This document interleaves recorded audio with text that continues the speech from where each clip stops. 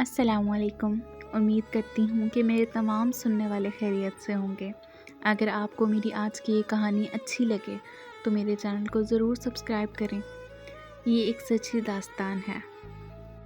وہ ٹرین کی پٹری پر بیٹھی رو رہی تھی۔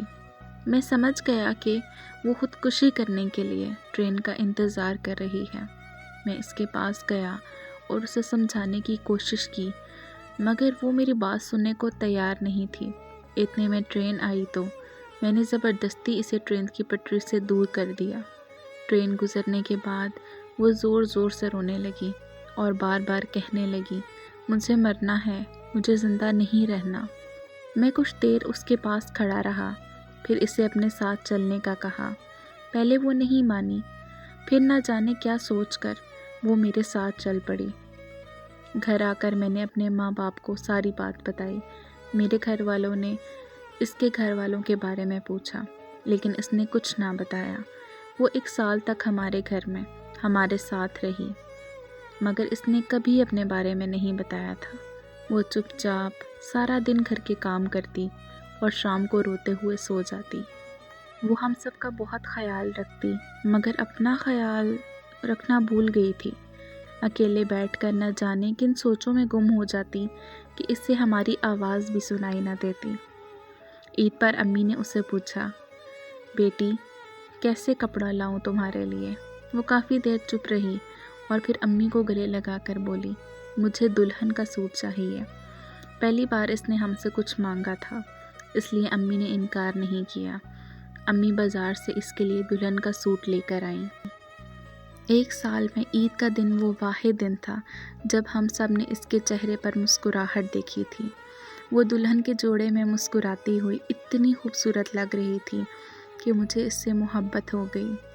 شاید اسے ہم سب کی نظر لگ گئی تھی، جو ہمارے سامنے ہی وہ بے ہوش ہو کر گر پڑی تھی۔ ہم اسے اسپتال لے کر جا رہے تھے کہ راستے میں ہی اس کی موت ہو گئی۔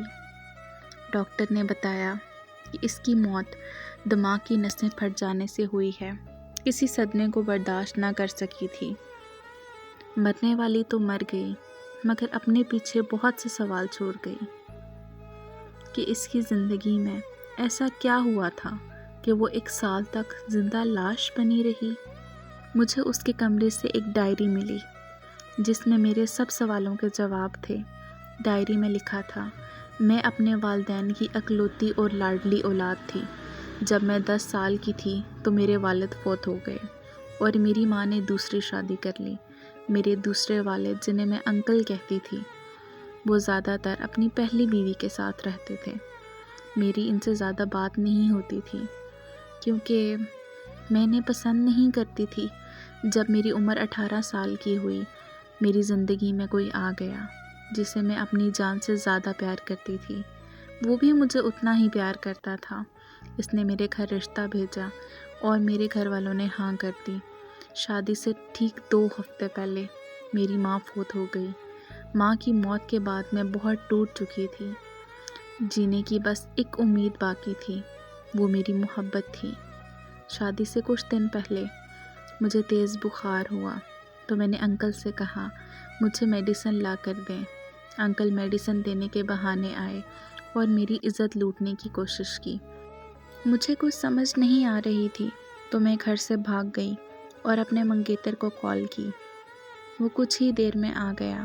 میں نے اسے سب بتانا شروع کیا، مگر اس نے میری پوری بات تک نہیں سنی اور رشتہ توڑ کر چلا گیا۔ اس طرح میرا سب کچھ ختم ہو گیا۔ اب جینے کی کوئی وجہ نہیں بچی تھی، اس لیے خود کو ان دردوں اور تکلیفوں سے آزاد کرنا چاہتی تھی۔ میں ڈائری کے آخری صفحے پر پہنچا تو یہ پڑھ کر میری جان نکل گئی کہ اسے بھی مجھ سے محبت ہو گئی تھی اور وہ میرے ساتھ شادی کرنا چاہتی تھی۔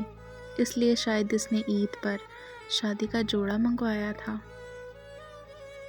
اگر آپ کو میری آج کی یہ سٹوری اچھی لگی ہو تو مجھے سپورٹ کریں، اور اگر آپ مجھ سے اپنی کہانی شیئر کرنا چاہتے ہیں تو مجھے ای میل کریں۔ شکریہ۔